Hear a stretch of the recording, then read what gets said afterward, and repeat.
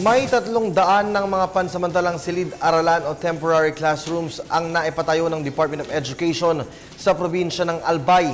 Ito ay para sa libu-libong mga estudyante na inilikas habang nag-aalburuto ang Mayon Volcano. Gagamitin ng mga estudyante ang mga temporary classrooms, samantalang ang mga regular nilang eskwelahan ay ginagamit na evacuation centers ng mga inilikas na residente mula sa mga danger zones ng Mayon. Nito lamang Biyernes ay dinalaw ni Education Secretary Almin Lubistro ang Albay. Inalam ng kalihim ang kondisyon ng mga estudyante at mga guro sa mga temporary classrooms na tinawag na TLS o Temporary Learning Spaces.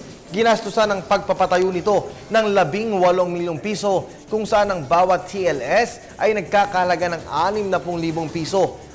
Sa isang TLS ay makakapagklase ang may 60 estudyante.